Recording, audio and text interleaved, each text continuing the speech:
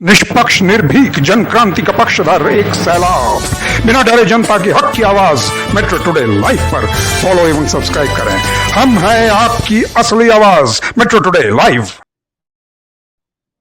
नमस्कार, मैं हूं शुचि चंकविक। आप मेरे साथ देख रहे हैं मेट्रो टुडे लाइव। हमारे साथ जो आज पैनल पे आए हुए हैं वो है दंडी स्वामी जी, ब्रह्मदत्तपुरी जी, जो जुड़ते हैं प्रयागराज से, और संत महंत प्रकोष्ठ के महाअध्यक्ष हैं, गौ गीता गंगा रक्षा मंच के राष्ट्रीय प्रवक्ता हैं। स्वामी जी, आपका बहुत बहुत स्वागत है मेट्रो टुडे लाइव में। स्वामी जी, बहुत बहुत स्वागत है आपका। नारायण दूसरे जय हमारे साथ जय। जुड़े हुए हैं, दूसरे हमारे साथ हमारे को एंकर जुड़े हुए हैं, शांतनु बैनर्जी। शांतनु बैनर्जी हमारे को एंकर है मेट्रो टुडे लाइव की। शांतनु जी, आपका भी बहुत बहुत स्वागत है मेट्रो टुडे लाइव में। धन्यवाद। शांतनु जी, जो आज का जो विषय है वो विषय बड़ा गंभीर है। विषय ये है कि कॉन्वेंट स्कूल वर्सेस गुरुकुल जो पद्धति थी, ये दोनों पद्धति आज के तारीख में गुरुकुल एकदम नीचे जा रही है, कॉन्वेंट पद्धति ऊपर चली आ रही है, यानी पढ़ाई। इसके बारे में आप स्वामी जी आए हुए हैं हमारे, स्वामी जी से गहन चर्चा कर सकते हैं, क्योंकि स्वामी जी बहुत ही एक्टिव हैं। आप स्वामी जी से इनसे बात करें। स्वामी जी, आपको शांतनु बैनर्जी कुछ सवाल पूछेंगे कॉन्वेंट स्कूल और जो गुरुकुल है उसके बारे में, तो कृपया आप होस्ट जी। स्वामी जी, अब आवाज आ रही है? जी जी स्वामी आ रही जी, है। ठीक है Swami ji, take over sir, take over. Okay, thank you take over ji Swami ji. नमस्कार। आज का जो विषय है नारायण वो जय जय कॉन्वेंट स्कूल जय जय। बनाम गुरुकुल, जी। इस पर हमारा ये आज का डिबेट का टॉपिक चल रहा है। तो आपसे ये पूछना चाहूंगा, क्योंकि आप स्वामी हैं, जी आप गुरुकुल पद्धति से बहुत अच्छी तरह से परिचित हैं, तो क्या आप बता पाएंगे कि ये जो गुरुकुल की जो पद्धति है वो क्या रही है, उसकी विशेषता क्या है, भारतीय प्रासंगिकता उसमें क्या है, इस बारे पर कुछ नजर डालें। ये आवाज आवाज साफ नहीं आ रही है। यहाँ पे रेल जा रही है, थोड़ा आवाज साफ नहीं आ रही है। स्वामी जी करता हूँ मैं। शांतनु जी पूछ रहे हैं कि आप गुरुकुल पद्धति के बारे में बहुत अच्छी तरह जानते होंगे, एक क्योंकि आप एक संत महंत प्रकोष्ठ के महाअध्यक्ष भी हैं। तो गुरुकुल पद्धति और जो कॉन्वेंट पद्धति यानी इंग्लिश मीडियम की पद्धति है, उन दोनों में ये डिफरेंस पूछना चाह रहे हैं आपसे कि दोनों में विशेष अंतर क्या है। गुरुकुल और कॉन्वेंट स्कूलों में अंतर बताएं जी। स्वामी जी जी जी जी बताएं स्वामी जी। गुरुकुल जी गुरुकुल गुरुकुल जो हमारी पद्धति है वो प्राचीन है, जी क्योंकि जी जी बताएं। पहले ऐसे स्कूल जी जी पहले ऐसे विद्यालय नहीं थे, और सबसे पहले से जो है गुरुकुल परंपरा हमारे तो यह ऐतिहासिक रूप से है, जो कि ऐतिहासिक है। और ये जो अन्य जो स्कूलों जितने भी अब तो बहुत कई नाम के और कई संस्थाओं के नाम से कई प्रकार के स्कूल खुल गए हैं, लेकिन इससे पहले जो है हमारा जो भारतीय का जो विद्यालय था, जो हमारी परंपरा का था, जो हमारे संस्कारों का था, जो हमारी संस्कृति का था, जो हमारी सभ्यता का विद्यालय था, वो गुरुकुल थे। और गुरुकुल अब कहने का मतलब है कि वर्तमान में जो कल्चर है, जो संस्कृति है, जो पढ़ाई है, और पहले गुरुकुल की पढ़ाई में अंतर भेद आ रहा है, उसका भी बहुत मूल कारण है। मूल कारण ये हो गया कि पहले परमार्थ रूप से संस्थाएं काम करती थी, और अब की संस्थाएं जो है इतने स्वार्थपूर्ति में हो गई है, संलग्न हो गई कि जब जब शिक्षा को व्यवसायीकरण दिया जाता है और शिक्षा में व्यवसाय बढ़ जाता है, तो तब इस तरह से दुर्दशाएं भी हो जाती हैं। अब हमारे गुरुकुल के चलते उस और गुरुकुल की परंपरा और प्रथा हमारी क्या थी कि गुरुकुल में ये थे कि अब संस्कार नाम की चीज नहीं है। पढ़ाई तो होती है, शिक्षा है, पर संस्कार नहीं है। अब के पढ़ाई में और तब की पढ़ाई में ये अंतराल है। और इसलिए जो है गुरुकुलों, जैसे आपने कहा कि गुरुकुल धीरे धीरे धीरे जो है समाप्ति की कगार पर है, और भारत के अंदर इतने गुरुकुल के जो पहले की अपेक्षा जो संख्याएं थी वो अब नहीं है। तो उसका भी मूल कारण यही है कि या तो गुरुकुल चलाने वाले भी स्वार्थपरायण बढ़ गए हैं, स्वार्थ बढ़ गए हैं, या फिर ऐसा कुछ है कि वो गुरुकुल को महत्व नहीं दे रहे हैं। तो दो कारण हो सकते हैं इसमें भी, कि गुरुकुल परंपरा और उस प्रथा का पिछड़ने का कारण ये भी हो सकता है।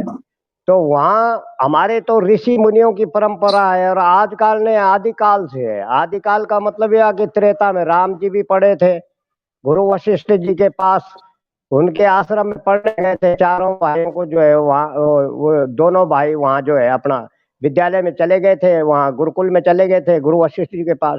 तो ये जो हमारी शिक्षा की पद्धति है, शिक्षा की परंपरा है, ये तो बहुत प्राचीन है और हमारे सनातन से ही निकली है।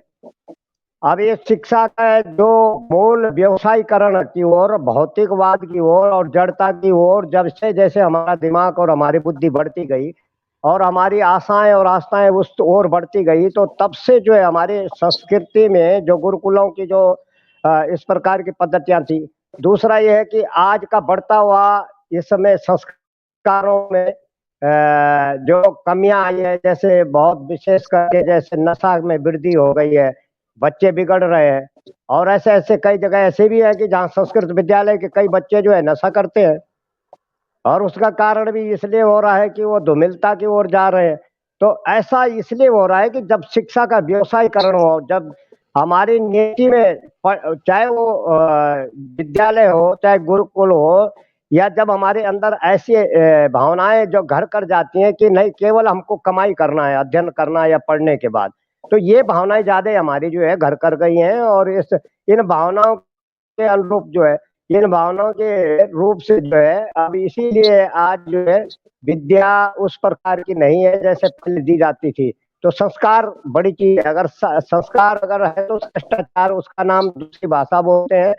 शिष्टाचार वाला ही व्यक्ति चाहे राष्ट्र को चलाए चाहे अध्यात्म को चलाए, दोनों के लिए शिष्टाचार बहुत जरूरी है।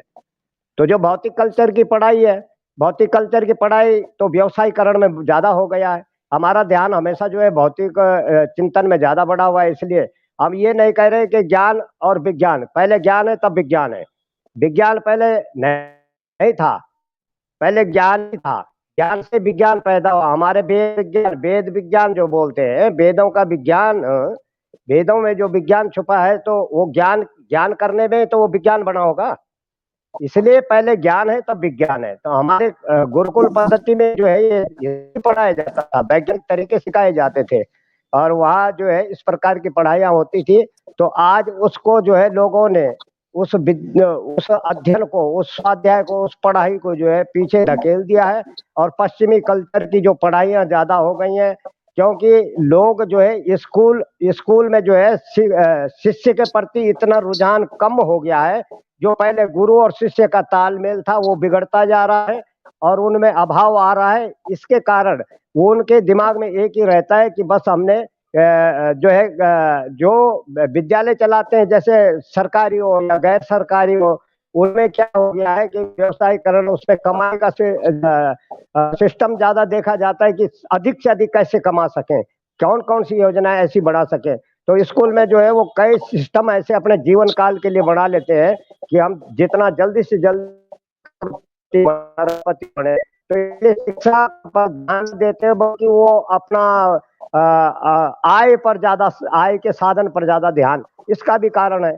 अगर प्राइवेट सेक्टर में या कोई अन्य स्कूल जो है, अंग्रेजी स्कूल है, वो अपने सही तक ईमानदारी से अगर पढ़ाई करें तो बच्चे बड़े बड़े वैज्ञानिक भी बन सकते हैं, देश का उत्थान कर सकते हैं, देश विकसित हो सकता है। तो उसका कारण यही है कि हमारा रुझान जो है उधर न होते हुए, देश का चिंतन न करते हुए, बल्कि ज्यादा हमारा भौतिक कल्चर की ओर ज्यादा दिमाग है। इसलिए तो गुरुकुल विद्यालय और गुरुकुल हमारे जो थे ये स्वामी जी, आपने जैसा बोला, एक मिनट में आपको रोकना चाहता हूँ। हमारे साथ जुड़ चुके हैं पारिक जी, अनीता पारिक जी जुड़ी हुई हैं। अनीता पारिक जी, आपका बहुत बहुत स्वागत है मेट्रो टुडे लाइव में। अनीता पारिक जी जो है ये एक सीनियर जर्नलिस्ट हैं और इनका स्वागत है। अनीता पारीक जी, आपको मेरी आवाज आ रही है? जी सर, सर्वप्रथम तो मैं आपको अवगत करा दूं, मेरा नाम आरती पारिक है और आप सभी को सादर नमन वंदन और जय हिंद। जी जी जी। अनीता पारीक जी, आप ये बताएं कि जो शांतनु जी, 1 सेकंड में ले रहा हूं आपसे। हाँ, अनीता जी, बिल्कुल ये बताएं कि जो गुरुकुल पद्धति है और कॉन्वेंट पद्धति है, इसमें मेन डिफरेंस क्या है? अनीता पारीक जी। सर, मेरा नाम आरती है और इस विषय के बारे में मैं आप सभी दीदियों की राय सुन चुकी हूँ, जिससे मैं काफी सहमत हूँ कि कॉन्वेंट और जो गुरुकुल शिक्षा आवाज पद्धति नहीं है, आ रही आप। जी अंतर से एक ही है, लेकिन विचारधाराओं से और जो हमारे इनकम सोर्स है, जिसे हम कह सकते जी हैं कि भाई आज पूरी है। तो इस हाँ, वजह जी जी, से बोले। इस पद्धति को बहुत ही एक अलग स्तर पर ले जाया जा रहा है। जी कॉन्वेंट के अंदर को पूर्ण रूप से एक अंग्रेज की तरह तैयार किया जा रहा है, जो कि हमारी भारतीय संस्कृति से काफी हटके है। गुरुकुल की जो स्तर है वो जड़वत है। हमारे जितने भी प्राचीनतम वेद हैं, ग्रंथ हैं, उपनिषद है, हमारे संस्कार है, हमारी संस्कृति है, इनसे जुड़कर हमारी मूलभूत भूत और भौतिक जितनी भी चीजें एक व्यक्तित्व को निखारने के आता है, वो समाहित है। किंतु कॉन्वेंट स्कूल में एक प्रतिस्पर्धा है। ये मेरा मानना है सर कि कॉन्वेंट स्कूल में एक प्रतिस्पर्धा है, जो सिर्फ और सिर्फ माइंड डेवलपमेंट के लिए और एक विशेष धर्म की ओर बढ़ने के लिए बनाया आवाज साफ नहीं आ रही। जी जी। शांतनु जी, आप टेक ओवर करें आप। धन्यवाद धन्यवाद। जी जी स्वामी जी, आपने ये बोला कि जो संस्कार हैं वो गुरुकुल में मिलते हैं। ऐसे लोगों का भी ये धारणा है कि जो पुराने जो गुरुकुल हैं, गुरुकुल में संस्कार बहुत अच्छे मिले। लेकिन मैं एक चीज का आपका ध्यान उस तरफ लाना चाहता हूँ कि गुरुकुल में कौरव भी पढ़े हैं और शिशुपाल भी पढ़े हैं। तो अगर कौरव भी पढ़े हैं तो क्या उनको वो संस्कार नहीं मिले? कौरव कौरव क्यों हुए, पांडव पांडव क्यों हुए? क्या ऐसा नहीं लगता कि गुरुकुल से इसका कुछ लेना देना नहीं है, ये व्यक्ति विशेष का है कि वो चयन क्या करता है? स्वामी जी। जी जी जी। जी, मेरा प्रश्न आपको आवाज आ रही है हमारी? स्पष्ट है? आवाज आ रही है? जी हाँ, जी। आ स्वामी रही। जी, जी जी। शांतनु जी रिपीट करें आपका प्रश्न। कहने का मतलब ये। जी जी जी स्वामी जी, मैं ये बोल रहा हूँ कि गुरुकुल तो पहले भी थे। गुरुकुल में कौरव भी पढ़े हैं, गुरुकुल में शिशुपाल जैसे भी पढ़े हैं, कंस जी भी पढ़ा है। तो अगर हम ये बोलते हैं कि गुरुकुल में जी अच्छे संस्कार मिलते हैं, तो फिर कौरव कौरव क्यों हुए, शिशुपाल ऐसा क्यों हुआ, कंस ऐसा क्यों हुआ? कि वो भी तो गुरुकुल में ही पढ़े हैं। जी जी। पहले तो बड़ी बात ये है कि जैसे आप कह रहे हैं कि वहीं राक्षस हैं, वहीं देवता दोनों पढ़ रहे हैं। ठीक बात है कि उसी उसी विद्यालय में जो है एक असुर हो रहा है, एक देवता पैदा हो रहा है। तो जी ठीक जी बात है। वो उस पर वो जो है हमारी कार्यशैली पर जो है निर्भर करता है, क्योंकि हमारा जो कार्य है, जो बुद्धि है, जो मन है, जो चित्त है, उसके साथ दूसरा प्रारब्ध जुड़ा होता है। प्रारब्ध के कर्म पीछे लगे रहते हैं। अगर वो विद्यालय में रहते हुए भी अगर वो उनको देवता जो है आचरणों की पढ़ाई करा रहे हो, फिर भी राक्षस बन रहे, तो इसका मतलब ये कहीं ना कहीं कोई प्रारब्ध उनको है, वो सदमार्ग और सही मार्ग पर आने नहीं दे रहा है। उनका प्रारब्ध उनको जो है वो खराब किया है, तो यह प्रारब्ध उनका ठीक नहीं है। अब आप कहें कि वहां पर जो है इस तरह से, वहां जब 14 रत्न निकले थे, समुद्र मंथन हुआ था, तो उसमें तो यही कहा था कि असुरों को नहीं देंगे हम अमृत, ये तो देवताओं के लिए है, उनके लिए नहीं है। वो फिर भी जबरदस्ती अगर कोई घुस जाए उसमें, राहु केतु बन के राहु बन के अगर पीने लग जाए ना, तो ऐसा है कि थोड़ा बहुत उसको भी पद्धति मिल जाती है वहां पर। अब राहु केतु दोनों का जब वो धड़ और उसका सिर जो दोनों को जो है फिर देवत्व मिल गया, ग्रहों में पूजा होती है उसकी। तो कहने का मतलब है कहीं ना कहीं असर अच्छाई का जरूर होता है। जबकि वो जी राक्षस होते हुए भी उनको भी निषेध किया गया, वो फिर भी घुस गया, तो फिर भी उसको जो है, लेकिन फिर भी आज भी लोग कहते हैं कि राहु और केतु जो है ये आसुर थे, ये घुस, ये लोग सब जानते हैं।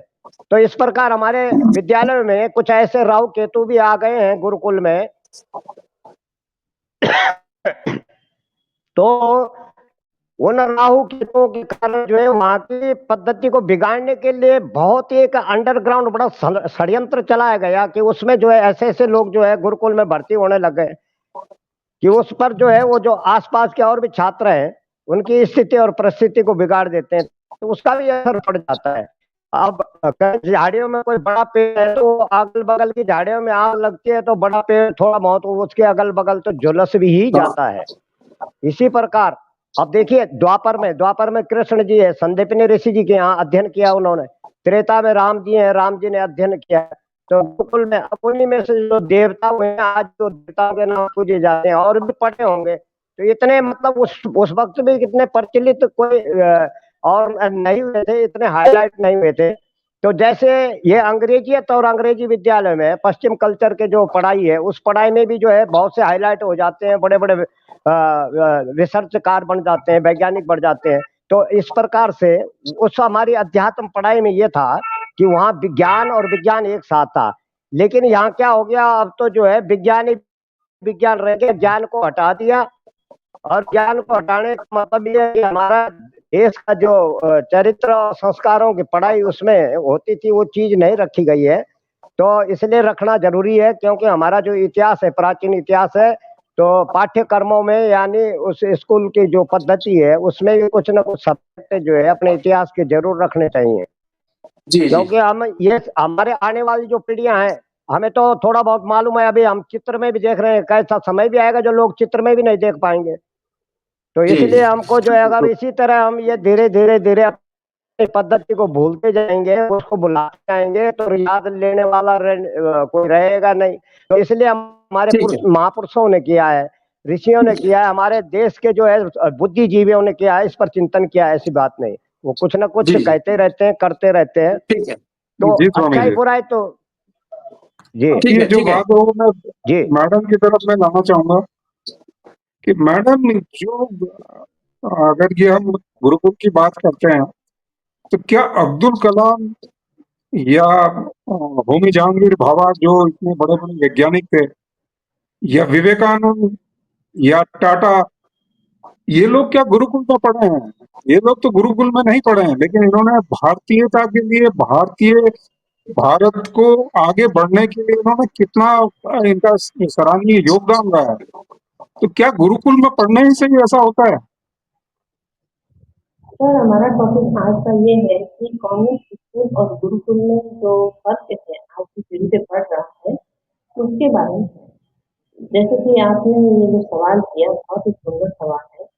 आशा करती हूँ आपके सवालों के उनको जो उत्तर है मैं संतुष्टिपूर्ण दे सकूँ। जितने भी हमारे दिग्गज पैदा हुए वे घर्षण रीति से निकले हैं। उन्होंने संघर्ष देखा है, उन्होंने कमियों को महसूस किया है, अनुभूति की है, और वो एक ऐसे पजल समाज में रहे हैं जहाँ पर उन्मुखता थी नहीं, विचारों को जकड़ा जाता था। तो उन्होंने वहां पर संघर्ष किया है, कुछ नयापन लाने के लिए, क्रिएट करने के लिए अपने आप को तैयार किया है। और जहां तक जिस पत्थर को जितना घसा जाता है छेनी से, हथौड़ी से, तो वो उतना ही निकलता है। तो उस समाज को छेनी और हथौड़ी से पोषण देने का साधन उन्होंने किया है। और जो कर्ता शानदार होता है सर, उसमें विवेक करते ही रहता है कि हमें जो अच्छा करना है उसके लिए आगे से आगे जुड़ने वाले लोग और अच्छे कैसे हो सकते हैं।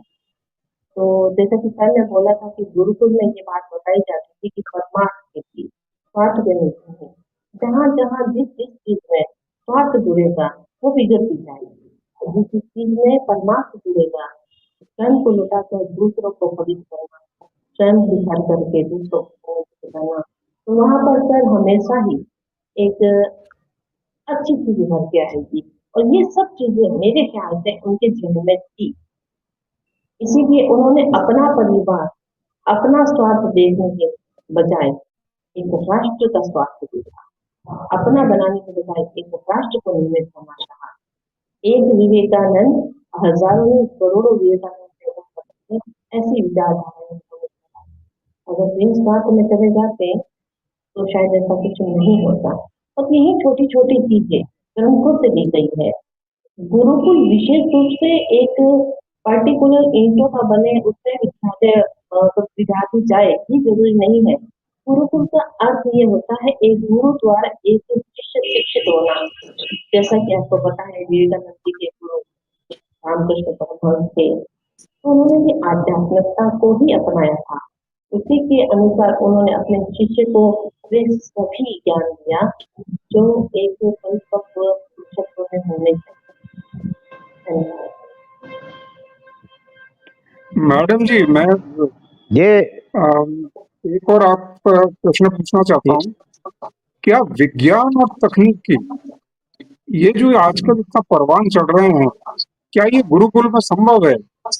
जैसे अपन ओपन हार्ट सर्जरी की बात करते हैं, तो विज्ञान ने, साइंस ने, मेडिकल ने इतना ज्यादा प्रोग्रेस किया है कि ओपन हार्ट सर्जरी की बात, या भारत में तो ये अभी तक संभव नहीं हुआ है, चीन वगैरह में इन्होंने किया है कि एक स्ट्रक्चरल मोबिलाइजेशन प्लांट, यानी पूरा का पूरा एक स्ट्रक्चर, मतलब जैसे एक कॉलोनी जितना बड़ा होता है, उसको पूरे को ये खिसका के उठा के इसको दूसरी जगह पर ये लेकर जाते हैं बिना किसी तोड़ फोड़ के। तो इस तरह की तकनीकी विज्ञान, या जैसे एनडीए में, आईएमए में जो जेंटलमैन कैडेट्स बनते हैं, जो आधुनिक युद्ध कौशल सिखाई जाती है, क्या आपको ये लगता है कि अगर गुरुकुल की कोई पद्धति होगी तो इतना ज्यादा तकनीकी विकास, इतना ज्यादा विज्ञान का जो पहलू है वो हम सिखा पाएंगे? बिल्कुल सर। गुरुकुल सिर्फ नाम दिया गया है इसलिए कि जिस राष्ट्र में आप रह रहे हैं उसकी संस्कृति, सभ्यता और उसकी जरूरत जो भी चीजें हैं आवश्यक मूलभूत रूप से और आपकी मानवता को जोड़ने वाली उसको जोड़ा गया, इसलिए उसको नाम गुरुकुल दे दिया गया है। अब गुरुकुल में ये सब चीजें संभवतः बहुत सुंदर तरीके से हो सकती है, हो सकती नहीं तो ये हुई है। जैसे कि हमारे पूर्वज थे, उन्होंने आज से हजारों साल पहले ही शल्य चिकित्सा को स्थापित कर दिया था। जयपुर में भी आपको पता है कि खगोल शास्त्र का एक बहुत सुंदर नमूना वहां पर प्रस्तुत किया जा चुका है राजा महाराजाओं द्वारा। तो ये सब चीजें सर पहले से ही स्थापित है। बात वही है कि एक विलुप्तीकरण होता है और उसी को कुछ अच्छा करके नवीनीकरण करके प्रस्तुत करके जाता है। जैसा कि हम लोग देखते हैं कि समाज में टैलेंटेड लोग होते हैं किंतु वे दब जाते हैं और कहीं के पीछे पावर्स होती है तो वो उभर के आगे आ जाते हैं। इसका मतलब ये नहीं कि एक विश्व सुंदरी प्रतियोगिता रखी जाए, एक महिला को चुना जाए तो बाकी सभी आवाज विश्व सुंदरी नहीं आ और रही, एक भी गूंज रहे कमरे की आवाज। ऐसा नहीं है। मैडम पारिक जी, मैडम पारिक, मैं आपको रोकना चाहता हूँ 1 सेकंड के लिए। आप माइक से दूर बैठी हैं, कृपया माइक को अपने पास लेके बैठे, क्योंकि आपकी वॉइस इको हो रही है। थोड़ा सा माइक के पास आके बोले तो आपकी आवाज इको नहीं होगी मैडम, प्लीज। अभी अभी आवाज जी, ठीक है? अब सही है, अब बोलिए बोलिए। जी जी, जी, अब बोलिए, अब बोलिए। सबका कहना था कि गुरुकुल में ये सब चीजें हाँ, हो बोलिए। सकती है तो गुरुकुल में भी वह भी बेहतर तरीके से हो सकती है। गुरुकुल कोई निम्न दर्जे की चीज नहीं है। गुरुकुल में भी वही व्यक्ति है जो कॉन्वेंट में जाएंगे। बस कॉन्वेंट में इतना ही है, अंग्रेजी पर ज्यादा जोर दिया जाता है और ईसाई धर्म पर ज्यादा जोर दिया जाता है। तो देखिए एक मेरे ख्याल से ठीक नहीं है। एक माँ के कई बच्चे होते हैं, सबमें अलग अलग दिमाग होता है और अपने दिमाग से वो अलग अलग व्यापार को करते हैं और वहां पर वो विकसित होते हैं। वैसे ही गुरुकुल के अंदर ये जो चीज आपने कही कि विज्ञान मतलब अच्छी तकनीक से बढ़ पाएगा, बिल्कुल सर, उस विज्ञान में हम ही लोग हैं, कॉन्वेंट में हम ही लोग हैं। बस हमें मोटिवेट करने वाला चाहिए, हमारे संस्कृति के प्रति जागरूक करने वाला चाहिए। ये सभी चीजें हो सकती है और हुई भी है, हमारे पूर्वजों ने की भी है।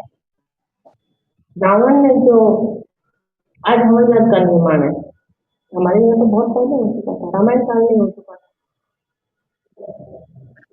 जी स्वामी जो जी, ऋषि है, संत है, इनके अंदर वो आध्यात्मिक ताकतें पहले ही थी, बस उन्हें एक निर्मित वस्तु के रूप में हमारे सामने प्रस्तुत कर दिया गया। आप माफी मांगूंगी मैं आपसे, आप जैसे बहुत ज्यादा अनुभव है, मैं इतना आपको नहीं हूँ, लेकिन ये एक तथा कथित बात है और हम सबके सामने है कि जो हमारे महाभारत, रामायण और आदि वेदों में जो चीजें दे रखी है, वो आज सिर्फ और सिर्फ हमारे सामने एक सदृश्य रूप में दे दी गई है और हमने उसे आध्यात्मिक रूप में अपनाया। जी आध्यात्मिकता के रूप में जो भी चीजें हमारे पास थी, उसे सिर्फ एक दृश्य के रूप में जिसे हम छू सकते हैं, महसूस सकते हैं, कर सकते हैं, उस रूप में दे दी गई है। जबकि ये चीज हमारे पास पहले से ही, क्योंकि आध्यात्मिकता हमेशा एनर्जी उत्पन्न करती है, एनर्जी महसूस होती है, दिखती है। तो जी गुरुकुल में मेरे ख्याल से सब चीजें बहुत अच्छे से हो सकती है, लेकिन इस करने ब्रह्मदास जी, वाले आपको हम हैं। आवाज आ रही है? ब्रह्मदास स्वामी जी, आपको आवाज आ रही है मेरी? ब्रह्मदास जी का वाईफाई गड़बड़ हो गया है। जी रही है, जी हाँ वो तो आ रही बाहर है, हो आ गए हैं। रही है जी, आ रही है, स्वामी जी, हाँ आवाज आ रही है। स्वामी जी, मैं आपसे डायरेक्ट क्वेश्चन पूछता हूं, पूछता है पूरा हिंदुस्तान। क्या गुरुकुल कांगड़ी जो है, यानी गुरुकुल पद्धति जो है, इंग्लिश मीडियम की पद्धति को ओवरलैप कर रही है क्या? आज की तारीख में गुरुकुल जो पद्धति है ऊंचाई पे है या नीचाई पे है, उसको ओवरटेक कर लिया है इंग्लिश मीडियम ने, क्योंकि घर घर में इंग्लिश मीडियम बोला जा रहा है, इंग्लिश मीडियम के बच्चे पैदा हो रहे हैं, इंग्लिश बोल रहे हैं शुरू से अंत तक, चाहे उनके माँ बाप इंग्लिश जानते हो चाहे नहीं जानते। जी स्वामी जी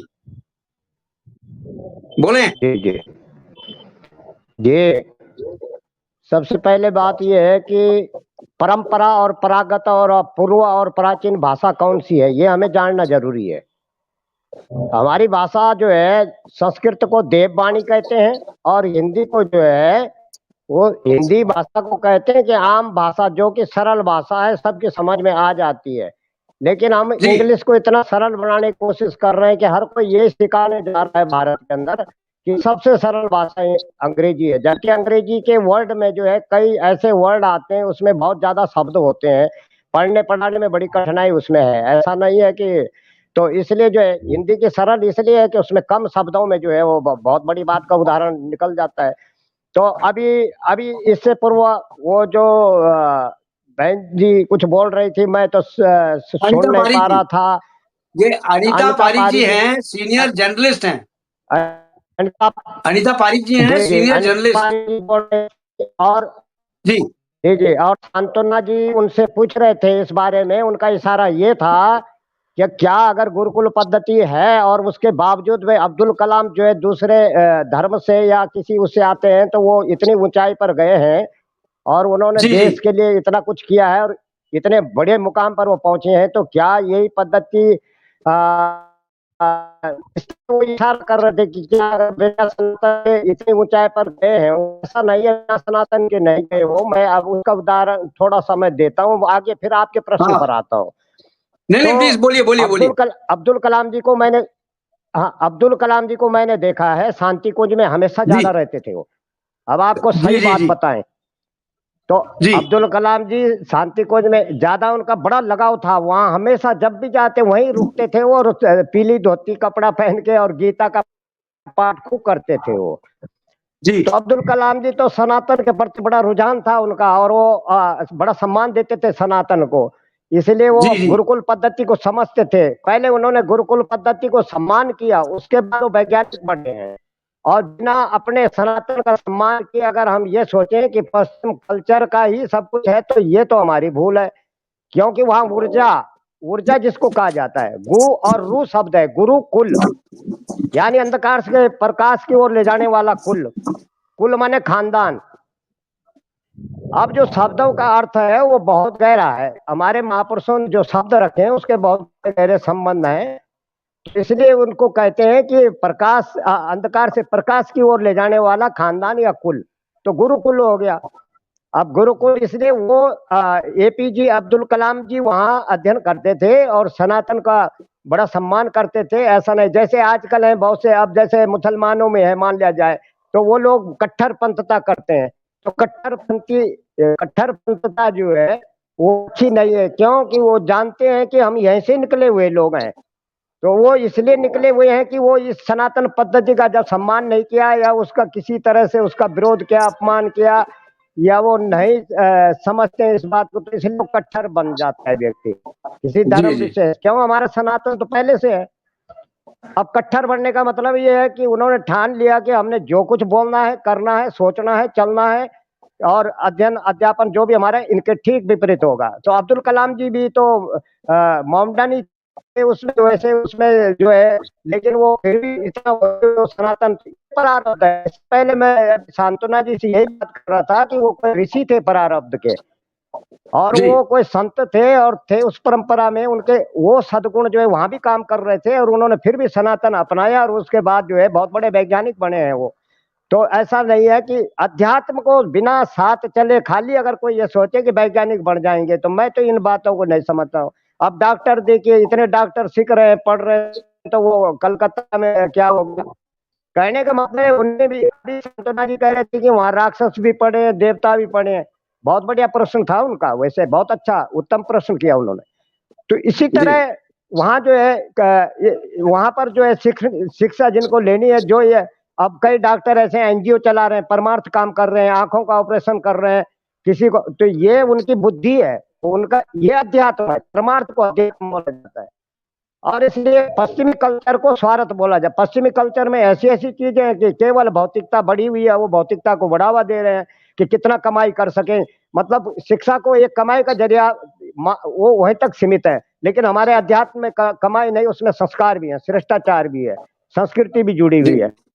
तो संस्कृति हमारी आदिकाल से है कि करोड़ों वर्ष से वेदों में धनुर्वेद है, गायन वेद है, साम वेद है, उसमें से भी ये सब चीजें चार उपवेद हैं, वो उपवेद उन्हीं में से लिए थे। तो ये धनुर्विद्या मूल उन्होंने जो हेडिंग है, हेडलाइंस जिसको बोला जाता है अंग्रेजी में, तो मूल जी। जो लाइन है उसका नाम है धनुर्वेद जी।